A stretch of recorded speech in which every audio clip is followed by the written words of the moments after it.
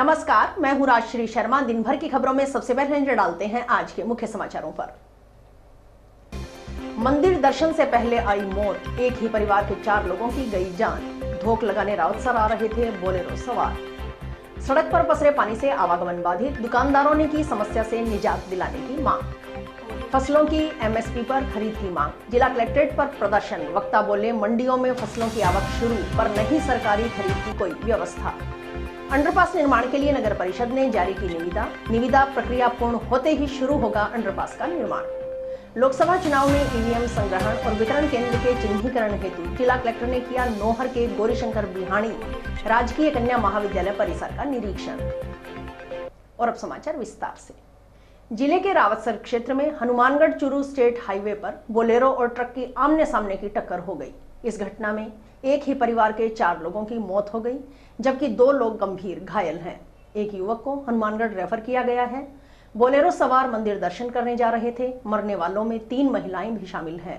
हादसा गुरुवार सुबह करीब 8 बजे रावतसर में हुआ। थानाधिकारी वेदपाल के अनुसार हादसा मेगा हाईवे सरदार शहर रोड पर धनासर के पास हुआ। बोलेरो व ट्रक की आमने सामने की टक्कर में 3 महिलाओं सहित 4 लोगों की मौके पर ही मौत हो गई। वहीं 2 जने गंभीर रूप से घायल हो गए। गंभीर घायल रामचंद्र व गजानंद को स्थानीय चिकित्सालय में ले जाया गया, जहां से दोनों को जिला चिकित्सालय रेफर कर दिया गया। पुलिस के अनुसार मृतकों में 3 महिलाएं और 1 पुरुष हैं, जो सभी चूरू जिले के मेलूसर गांव के रहने वाले थे। हादसे में विमला पत्नी ओम प्रकाश महर्षि, रचना पत्नी लोकेश, मंजू पत्नी दिविक्रम और मनसाराम की मौके पर ही मौत हो गई। पुलिस ने राजकीय अस्पताल की मॉर्चरी में सभी शवों को रखवा दिया है।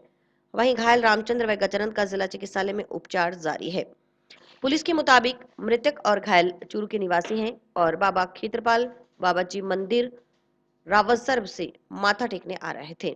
तभी बोलेरो और ट्रक की आमने सामने की भिड़ंत हो गई। शुरुआती जांच में सामने आया है कि ओवरटेक के चक्कर में यह हादसा हुआ है। टक्कर इतनी तेज थी कि बोलेरो गाड़ी के परखच्चे उड़ गए।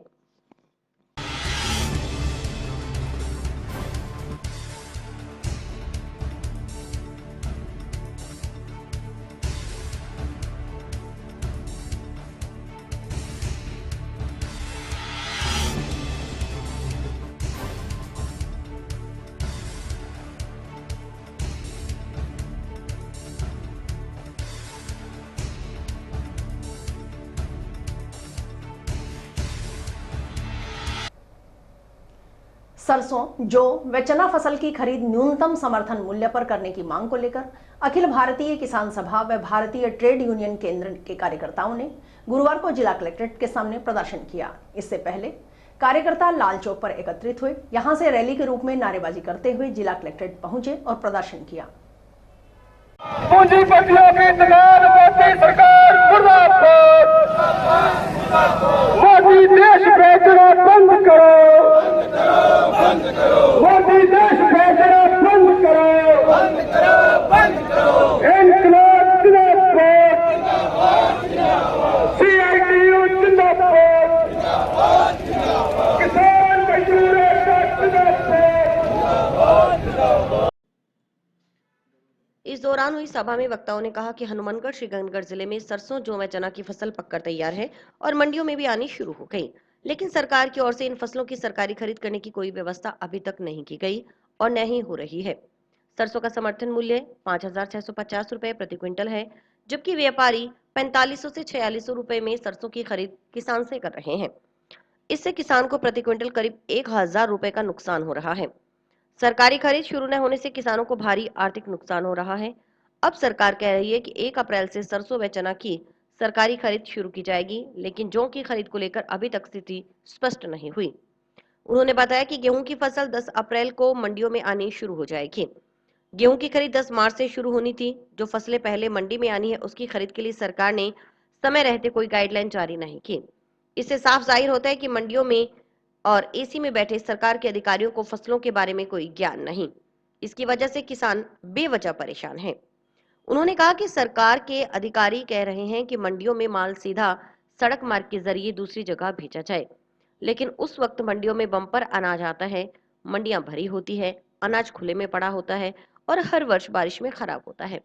इस कारण प्राथमिकता ये होती है कि अनाज को स्थानीय गोदामों में लगाकर मंडियां खाली की जाएं, ताकि किसानों को परेशानी न हो और उठाव में तेजी आ सके। सड़क मार्ग से माल परिवहन में परेशानी आती है। जो गाड़ियां माल लेकर बाहर चली जाती हैं, खाली होकर जल्द वापस नहीं आती। इससे स्थानीय उठाव ठप हो जाता है, लेबर की व्यवस्था भी नहीं होती और मजदूरों को भी आर्थिक नुकसान होता है। वक्ताओं ने मांग की कि सरसों, जौ, चना व गेहूं की सुचारू खरीद व्यवस्था की जाए और किसान से उसकी पूरी फसल की खरीद न्यूनतम समर्थन मूल्य पर की जाए, अन्यथा जन संगठन आंदोलन करने को मजबूर होंगे। देश के अंदर सरकार ने ऐलान किया है कि 1 अप्रैल से हनुमानगढ़ और गंगानगर जिले के अंदर सरसों की खरीद की जाएगी। कोटा के अंदर 15 मार्च से कर रहे हैं। अभी हनुमानगढ़ के अंदर पिछले 4-5 दिन से सरसों की फसल मार्केट में आनी शुरू हो गई है। ये तो मौसम थोड़ा ठीक था, वरना अब तक आधी फसल आ जाती, और अब भी 1 अप्रैल से पहले सरसों की काफी फसल जो है वो आ जाएगी। इसलिए सरकार जो कह रही है 22 तारीख से जो है हमने खोला है, और जो ऑनलाइन जो है आप रजिस्ट्रेशन करवाना चाहते हो तो, पर गेहूं की फसल जो 10 अप्रैल के बाद आएगी उसकी तो इन्होंने फरवरी में ही शुरू कर दी।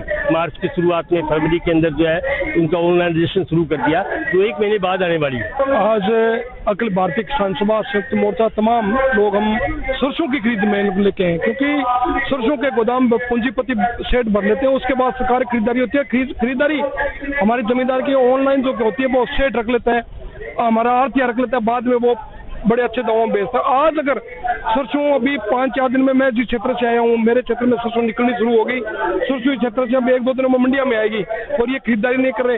ये पहले गेहूं की जो 20 दिन बाद आएगी, गेहूं की तो ऑनलाइन खोल दी लेकिन सरसों की नहीं खोली। इसलिए हमारी मांग है कि सरसों की तुरंत प्रभाव से सरकारी बोली की जाए, उसको MSP रेट से खरीदा जाए, अन्यथा ये आंदोलन 1-2 दिन में और बढ़ेगा। इसमें CI2 किसान सभा संयुक्त मोर्चा बैठ के फिर आगे रणनीति। जिला कलेक्टर कार्यालय के आगे सरकारी खरीद को लेकर प्रदर्शन है, जिसमें कि पिछले साल भी हनुमानगढ़ के इलाके के और गंगानगर के इलाके के किसानों ने अपनी 6 महीने की खेती, जो सरसों की खेती है, उसमें 1000 रुपया प्रति क्विंटल के हिसाब से लॉस में गए हैं। और अब भी सरकार की वही मंशा है, जो रेट है 5600, वो आज 4200 के करीबन प्राइवेट खरीद रहे हैं। जिले के कुल पंजीकृत भार वाहनों में से अभी तक मात्र 25% भार वाहनों का ही वार्षिक कर जमा हुआ है। वार्षिक कर जमा करवाने का 15 मार्च शुक्रवार को अंतिम दिन है। निर्धारित तारीख तक वार्षिक कर जमा नहीं होने वाले भार वाहनों का सीज करने की कार्यवाही परिवहन विभाग की ओर से की जाएगी। जिला परिवहन अधिकारी संजीव चौधरी ने बताया कि भार वाहनों के वार्षिक कर जमा करवाने की अंतिम तारीख 15 मार्च है। हनुमानगढ़ जिला परिवहन कार्यालय में 3243 भार वाहन पंजीकृत हैं। इन भार वाहनों के स्वामियों के करीब 10 करोड़ रुपए का कर वसूल किया जाना है। अभी तक 868 भार वाहनों से 3 करोड़ 7 लाख रुपए की वसूली हुई है, जो करीब 25% है। अभी भी 75% भार वाहनों के स्वामियों ने वार्षिक कर जमा नहीं करवाया है। कर जमा करवाने के लिए 3 उड़न दस्तों का गठन किया गया है, जो 24 घंटे कार्यरत रहकर काम कर रहे हैं। इसके अलावा 2 अस्थायी कर संग्रहण केंद्र खोले गए हैं। इनमें एक कोहला टोल प्लाजा और दूसरा परिवहन अधिकारी कार्यालय में। दोनों 25 घंटे कार्यरत रहेंगे। भार वाहनों के मालिक किसी भी समय आकर कर संग्रहण केंद्र पर कर जमा करवा सकते हैं। कर जमा नहीं करवाने वाले भार वाहनों को 15 मार्च के बाद सीज किया जाएगा और उन पर पेनल्टी आरोपित की जाएगी। DTO चौधरी ने बताया कि इसके अलावा 2022-23 व पूर्व का पुराना कर निर्धारित तिथि 31 मार्च तक जमा करवा देते हैं तो पेनल्टी में पूर्ण छूट दी जाएगी। ई रवाना एमनेस्टी में भी खनन विभाग से प्राप्त चालान पर 96% की छूट दी गई है।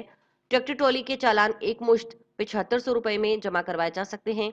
DTO ने शेष रहे भार वाहनों के स्वामियों से अपील की है कि 15 मार्च तक वार्षिक कर जमा करवाएं, ताकि जब्ती और अन्य कार्यवाही से बचा जा सके। भार वाहनों के वार्षिक कर जमा कराने की अंतिम तारीख 15 मार्च है। हनुमानगढ़ जिला परिवहन कार्यालय में 3245 भार वाहन रजिस्टर्ड है, जिससे लगभग 10 करोड़ रुपए कर वसूल किया जाना है।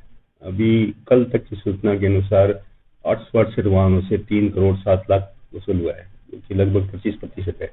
अभी भी 75% वाहनों ने कर जमा नहीं कराया है। तो इसके लिए 3 उड़न दस्तों का गठन किया गया है, जो कि 24 घंटे कार्यरत रहकर काम करेंगे, और 2 अस्थायी कर संग्रहण केंद्र खोले गए हैं, कोला टोल पे और एक ऑफिस में।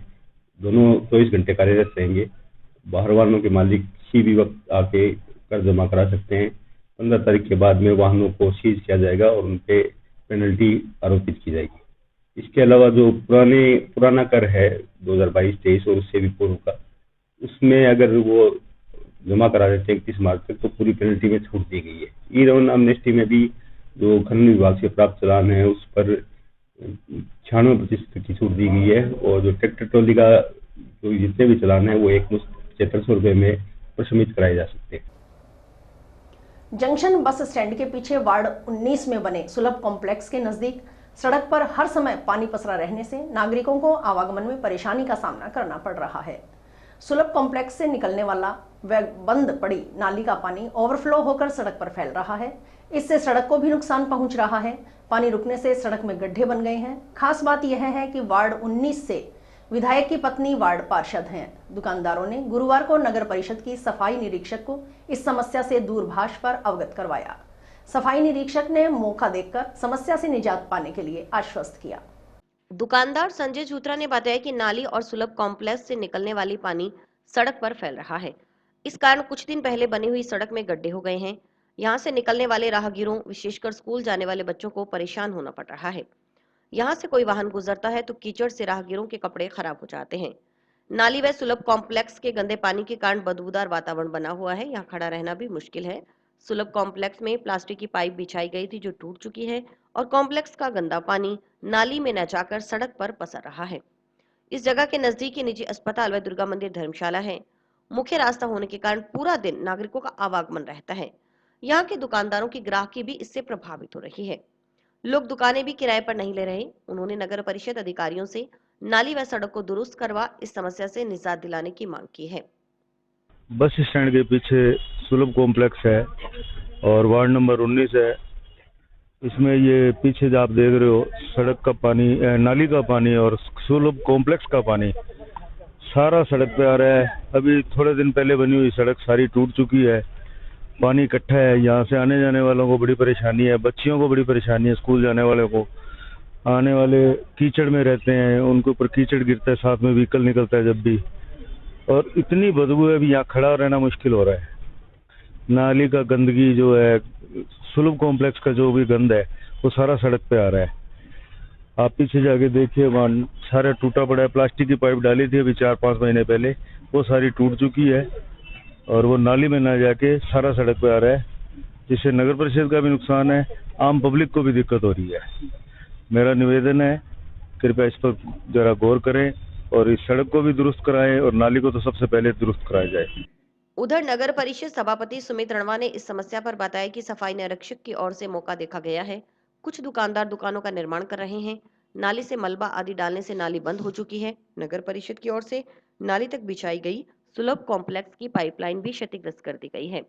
नाली को खुलवाया जा रहा है। दुकानदारों को भी पाबंद किया जाएगा कि नाली को ढककर ही उसके ऊपर से निर्माण सामग्री लेकर जाएं। वो कोई आगे एक दुकानदार निर्माण कर रहे हैं, मौका देखा गया है। अभी मैंने हमारे जो सैनिटेशन इंस्पेक्टर है उनको भेजा है। वहाँ कोई दुकानदार जो है वो निर्माण कर रहा है, जिससे उसने मलबा वगैरह उस नाली में डाल के उसको ब्लॉक कर रखा है। और एक नगर परिषद की जो पाइप उसमें आ रही है सुलभ शौचालय की, वो भी क्षतिग्रस्त कर रखी है। तुरंत प्रभाव से उसको खुलाया जा रहा है और जो दुकानदार बना रहा है उसको भी बाउंड करेंगे, उस नाली को ढके बिना वहां से मटेरियल ना लेके जाए। जंक्शन में हाउसिंग बोर्ड व खुंजा की तरफ आने जाने के लिए स्वीकृत हुए अंडरपास के निर्माण की प्रक्रिया शुरू हो गई है। अंडरपास के निर्माण के लिए नगर परिषद की ओर से बुधवार को निविदा जारी की गई है। निविदा प्रक्रिया पूर्ण होते ही नगर परिषद की ओर से अंडरपास का निर्माण शुरू करवाया जाएगा। अंडरपास के निर्माण पर करीब 4.25 करोड़ रुपए की लागत अनुमानित है। देखिए रिपोर्टर प्रदीप पाल की खास रिपोर्ट। नगर परिषद सभापति सुमित रणवा ने बताया कि नगर परिषद की ओर से हाउसिंग बोर्ड और सेक्टर 12 को आपस में जोड़ने के लिए अंडरपास का निर्माण करवाया जा रहा है। बाबा दीप सिंह गुरुद्वारा के बराबर से जो रोड अंबेडकर सर्किल से सीधी जाती है, उस रोड से हाउसिंग बोर्ड की तरफ अंडरपास निकाला जाएगा। 4.25 करोड़ रुपए की लागत से इस अंडरपास का निर्माण होगा। इस अंडरपास के बनने से गुरुद्वारा में आने वाली संगत के अलावा धान मंडी की तरफ से खुंजा व हाउसिंग बोर्ड को जाने वाले नागरिकों को सुविधा होगी। उन्होंने श्रीगंगानगर फाटक पर बने अंडरपास से नहीं गुजरना पड़ेगा। श्रीगंगानगर अंडरपास के पास निर्माणाधीन पीएससी भवन में भी आने जाने की सुविधा होगी।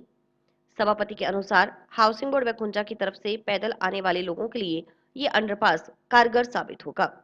इस अंडरपास के बनने से हाउसिंग बोर्ड खुंजा के नागरिकों को काफी हद तक राहत मिलेगी। उन्होंने बताया कि पैदल नागरिकों व मवेशियों के आवागमन की स्कीम में यह अंडरपास स्वीकृत करवाया गया है। नगर परिषद खुद खर्चा वहन कर इस अंडरपास का निर्माण करवाएगी। अंडरपास के निर्माण कार्य की निविदा बुधवार को निकाल दी गई है। निविदा होने के तुरंत बाद अंडरपास का काम शुरू कर दिया जाएगा। नगर परिषद हनुमानगढ़ के द्वारा एक अंडरपास का निर्माण किया जा रहा है, जो कि हाउसिंग बोर्ड और सेक्टर 12 को जोड़ेगा। बाबा दीप सिंह गुरुद्वारे के बराबर जो रोड अंबेडकर सर्कल से सीधी जाती है, उस रोड से हाउसिंग बोर्ड की तरफ एक अंडरपास निकाला जाएगा। 4.25 करोड़ रुपए की लागत से वो बनेगा। उसके बनने से जो गुरुद्वारा आने वाले लोग या जो कोई खुंजा को या हाउसिंग बोर्ड को जो दान मंडी से जोग जाते हैं, उनको सुविधाएं होंगी। बड़े अंडरपास से नहीं गुजरना पड़ेगा। और जो ये पीएचसी जो बन रही है हमारी अंडरपास के पास, गंगानगर अंडरपास के पास, वहां भी लोगों को आने जाने में सुविधा रहेगी। जो हाउसिंग बोर्ड के लोग हैं, पैदल जो आते हैं लोग, उनको बड़े अंडरपास से गुजर के आना मुश्किल है, तो उसके लिए ये छोटा अंडरपास उनके लिए कारगर साबित होगा। वार्ड पार्षद बलराज सिंह दानेवाली ने बताया कि रेलवे की ओर से रेल लाइनों के पास पिलर लगाने से बड़े लंबे समय से हाउसिंग बोर्ड और सेक्टर नंबर 12 के बीच का रास्ता बंद पड़ा था। अब विधायक गणेश राज बंसल व नगर परिषद सभापति सुमित अणवा के प्रयासों से अंडरपास की सौगात मिली है। अंडरपास बनने से रेलवे लाइन के दूसरी तरफ के हाउसिंग बोर्ड, नई खुंजा के 6-7 वार्ड व इस तरफ के 5-6 वार्डों के वार्ड वासियों को आने जाने में सुविधा होगी। पार्षद दानेवालिया ने बताया कि इस अंडरपास के निर्माण के लिए बुधवार को ही टेंडर हुए हैं। उन्होंने बताया कि जल्द ही 30 बेड के अस्पताल का निर्माण पूर्ण हो जाएगा। अस्पताल में आने जाने में भी अंडरपास का काफी लाभ मिलेगा। पार्षद दानेवालिया ने अंडरपास स्वीकृत करवाने के लिए विधायक व सभापति का धन्यवाद किया। आज बहुत ही खुशी का विषय है कि जैसे कि बड़े लंबे समय से हाउसिंग बोर्ड और सेक्टर नंबर 12 के बीच का आपस में जो राब्ता पिछले 2-3 साल से रेलवे द्वारा पिलर लगाने से बिल्कुल जो बंद हो चुका था, लेकिन हमारे प्रिय विधायक गणेश राज जी बंसल व हमारे सभापति छोटे भाई सुमित जी रणवा द्वारा हमारी जो उस मांग को इस तरह इन्होंने पूरा किया है कि जो रेलवे लाइन गुजरती है, उस रेलवे लाइन के अंदर से अंडरपास 4.25 करोड़ का जो अंडरपास का जो गिफ्ट हमारे को 6-7 वार्ड उधर हाउसिंग बोर्ड और नई खुंजा और 5-7 वार्ड इधर, इनका जो आने जाने का जो रास्ता था वो बंद हो चुका था, लेकिन जो अंडरपास कल उसका जो टेंडर हो चुका है, तो उसके लिए मैं इन दोनों का, एमएलए साहब का, सभापति जी का तहे दिल से धन्यवाद करना चाहता हूं कि जिससे कि हमारे काफी बड़े क्षेत्र का आपस में आदान प्रदान हो जाएगा। आगामी लोकसभा चुनाव 2024 में ईवीएम संग्रहण और वितरण केंद्र के चिन्हीकरण हेतु जिला कलेक्टर कानाराम ने गुरुवार को नौहर स्थित गौरीशंकर बिहाणी राजकीय कन्या महाविद्यालय परिसर का निरीक्षण किया।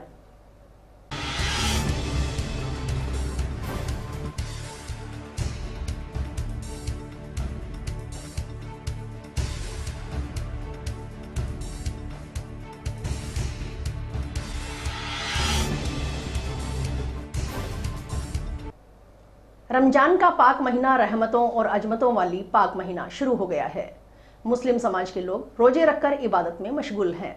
मस्जिदों में अकीदतमंदों की रौनक बनी हुई है। सहरी के वक्त रोजा रखने से लेकर इफ्तार तक मस्जिदों में अकीदतमंदों की भीड़ रहती है। नई खुंजा मदीना मस्जिद के इमाम मौलाना गुलाम फरीद ने बताया कि रमजान के महीने का पहला अशरा रहमतों का होता है और दूसरा अशरा बख्शीश और तीसरा निजात का होता है।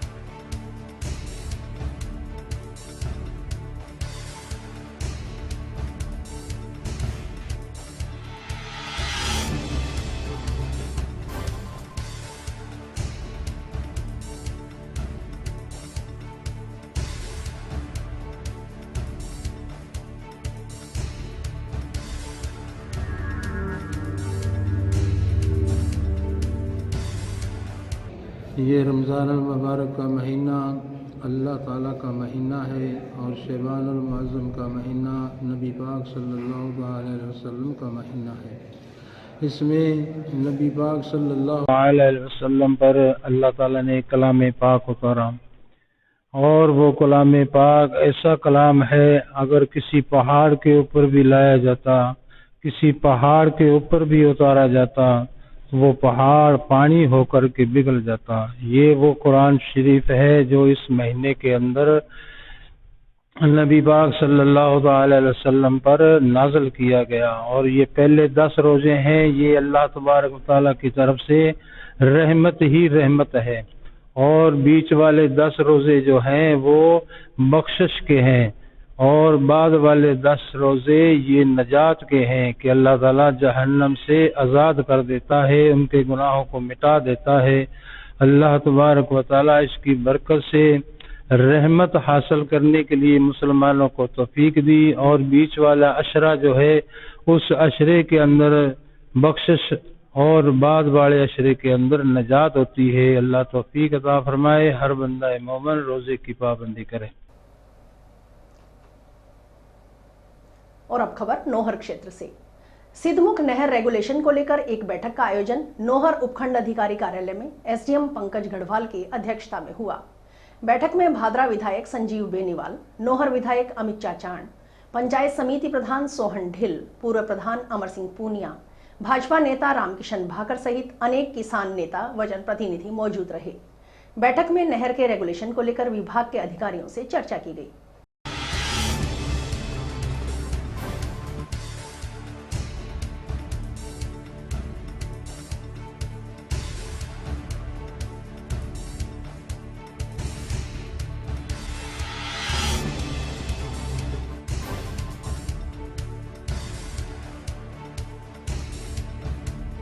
भादरा क्षेत्र की रेगुलेशन संबंधी काफ़ी दिनों बाद, बल्कि काफ़ी महीनों बाद आज मीटिंग हुई है, और इस मीटिंग में काश्तकारों ने भी प्लस जो भी मीटिंग में सदस्य आए सब ने अपनी अपनी बात रखी है। और चूंकि काफ़ी समय बाद मीटिंग हुई है, इसलिए ग्रीवेंसेज हैं किसानों के, जो भी कोई समस्याएं हैं, जो भी किसी को पीड़ा है, उन्होंने अपनी अपनी बात रखी है और सबको अपनी बात रखने का अधिकार है। और ये मीटिंग आज केवल रेगुलेशन कमेटी की थी।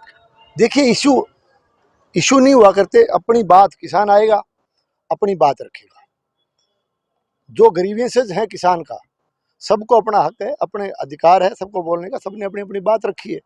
और मीटिंग इसीलिए की जाती है कि लोग अपनी भावना व्यक्त करें, अपनी बात रखें, किसान अपनी समस्याएं बताएं। है कि अब हमारी भारतीय जनता पार्टी की सरकार बनी है।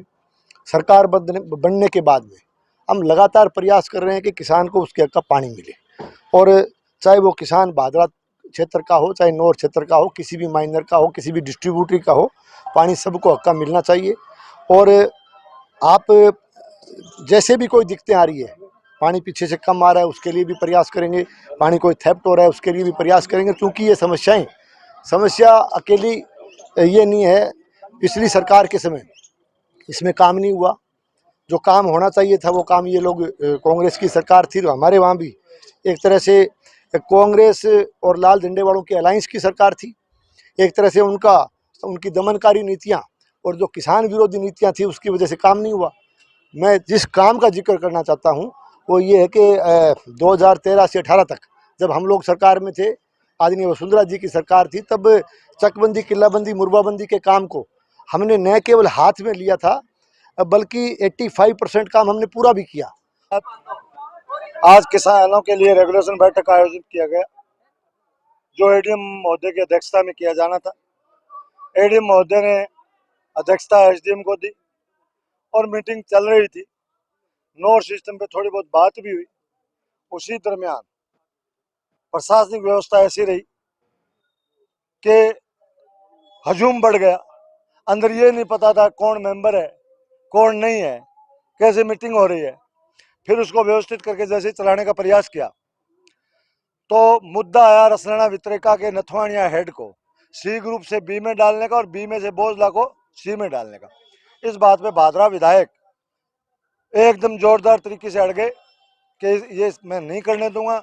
मैंने अधिकारियों से जानना चाहा कि जी इसका तरीका क्या है। अगर हम 3 मेंबर बैठे हैं और ये बात उलझ गई तो बहुमत से होगा या किस तरीके से इसका फैसला होगा।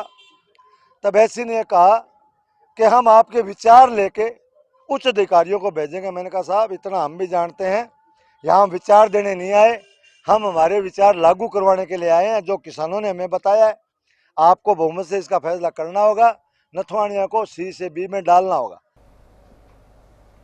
श्री फाग महोत्सव समिति की ओर से 19 मार्च मंगलवार को आयोजित होने वाले फाग महोत्सव के आयोजन की तैयारी युद्ध स्तर पर जारी है। इस कड़ी में गुरुवार को आयोजन समिति की ओर से यहां अग्रसेन धर्मशाला में पत्रकार वार्ता का आयोजन किया गया, जिसमें आयोजकों की ओर से कार्यक्रम की विस्तृत जानकारी दी गई।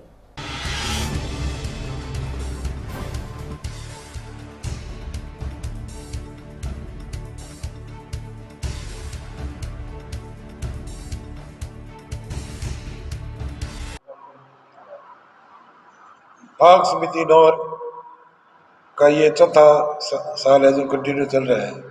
अब 19 मार्च को फाग महोत्सव के लिए जयपुर से बीड़ा कैसेट वाले टप मंडली आ रही है और हमारा ये प्रयास रहता है कि जो हमारी संस्कृति है वो जीवित रहे। इसलिए आप सबसे अनुरोध है कि आप ज़्यादा से ज़्यादा संख्या में पधारें और कार्यक्रम को सफल बढ़वाएं। पहली घड़ी में नौकर की जितनी भी टप मंडलियाँ हैं उनका एक प्रतिशतता करवाई थी ताकि उनको एक प्रोत्साहन मिल सके, आगे बढ़ने की परंपरा जो है वो आगे बढ़ सके। क्योंकि होली एक ऐसा त्यौहार है जिसके माध्यम से हम एक पूरा जो आनंद है जीवन का वो उठाते हैं, लोक कला इसमें जीवित होती है और एक मस्ती का माहौल है वो पूरा उमंग उल्लास छाता रहता है। इस परंपरा को जीवित रखने के लिए आदरणीय बाबूलाल जी ने, राजकुमार जी ने, गौतम भाई साहब ने, कई लोगों ने मिलकर ये प्रयास किया था कि इस परंपरा को जीवित रखा जाए। इन्हीं की प्रेरणा से ये जो है फाग महोत्सव का जो है शुरुआत की गई है और उस कंपटीशन के बहाने हमने नौकर की जो टप मंडलियां उनको प्रोत्साहन देने का एक बीड़ा उठाया था। और इसी के साथ समाचार समाप्त। रोजाना देखते रहिए समाचार। नमस्कार।